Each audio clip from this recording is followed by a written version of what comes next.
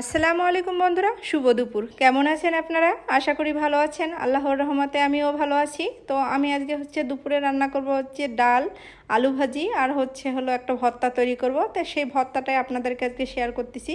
তো বন্ধুরা, আমি আজকে মিষ্টি কুমড়ার যে বিচি থাকে ভিতরে, সেই বিচি আজকে ভর্তা করব। তো সেটাই আপনাদেরকে দেখাবো আর কি কীভাবে ভর্তা করতে হয়। তো মিষ্টি কুমড়ার বিচির কিন্তু ছিলে নিতে হবে, কারণ ভিতরে যে ছোট বিচির যে অংশটা থাকে সেটা দিয়ে এই ভর্তাটা করব। তো দেখেন, এই যে মিষ্টি কুমড়ার বিচিগুলো আগে থেকে আমি বের করে নিয়ে ধুয়ে শুকাইছি একটু রোদরে, তারপরে বিচিটা ছিলে নেব। তো আমি যেহেতু রান্না করব বন্ধুরা, রান্নার আগে কিন্তু ছিলে নিলে হবে না, এই বিচিটা ছিলতে একটু সময় লাগে। তো আপনারা যখন অবসর টাইম পাবেন তখনই ছিলে নেবেন। তো সেলার পরে এই বিচিগুলো দেখেন আর কি আমি এখন কড়াই আর কি ভেজে নেব। এটা বাদাম যেরকম আপনারা ভাজেন সেরকম আর কি বিচিটার গায়ে একটু হালকা লাল লাল হলে এবং দাঁতে দিয়ে দেখবেন যে ক্রিস্পি হয়েছে কিনা, তখনই নামাই ফেলবেন আর কি। তো এই ভর্তার ভিতরে কিন্তু আমি দেবো রসুন, কাঁচামরিচ দিতে পারেন, শুকনো মরিচও দিতে পারেন। আমি শুকনো মরিচ দিয়ে ভর্তাটা করব। আর পেঁয়াজ, রসুন আর কাঁচামরিচ আর লবণ, মানে এতে আর কোনো কিছু লাগে না।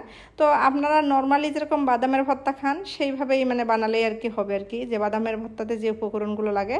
তো আমি কড়াইয়ে তেল দিয়ে নিলাম, নিয়ে তারপরে আর কি আমি সব পেঁয়াজ, রসুন আর শুকনো মরিচটা ভেজে নেব আর কি। তারপরে আমি পাটায় বিচিগুলো দেবো, দিয়ে আর কি হালকা গুঁড়ো করে নেব। তো বন্ধুরা, এই বিচির ভর্তাটা কিন্তু অনেক প্রিয়। তো আমাদের উত্তর অঞ্চলের অধিকাংশ মানুষই এই ভর্তাটা খাইছে, তারা অবশ্যই দেখলে বুঝতে পারবেন।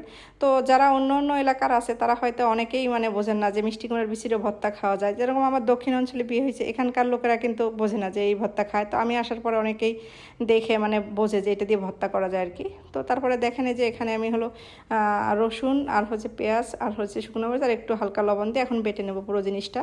তো বন্ধুরা, যারা উত্তর অঞ্চলের আছেন তারা অবশ্যই এই ভর্তাটা খাইছেন, তো তার স্বাদটা জানেন আর কি। যারা অনেকে আজকে এই ভর্তাটা হয়তো দেখে মনে করবেন যে এটা নতুন, আপনারা আসলে কখনো দেখেননি বা খাননি, তারা অবশ্যই বাসায় ট্রাই করবেন। আশা করি আমার ভালো লাগবে আপনাদের এই ভর্তাটা।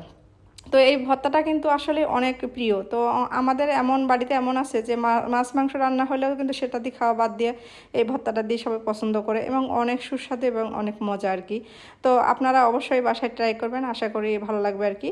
তো দেখেন, এই ভর্তাটা যেহেতু পাটায় লেগে আছে, আমি ভাত দিয়ে ভর্তাটার কি এগুলো মেখে নেবো আর কি। তো পাটায় কারা কারা এইভাবে ভাত খেয়েছেন বলেন তো, কমেন্টসে অবশ্যই জানাবেন আর কি। তো আশা করি এই ভর্তাটা আপনারা করবেন, করে আমাকে কমেন্টসে জানাবেন যে কীরকম হলো। তো আমার কিন্তু প্রচুর খিদে লাগছে, এখন আমি গোসল করা বা অন্য কাজ করার অপেক্ষা করতে পারলাম না। আমি দেখেন গরম ভাত আমার হয়ে গেছে। আমি তাড়াতাড়ি ভর্তা যেহেতু ভাত ঠান্ডা হয়ে গেলে ভালো লাগবে না, এই জন্য আমি গরম ভাতে ভর্তাটা খেয়ে বাকি কাজ করবো আর কি।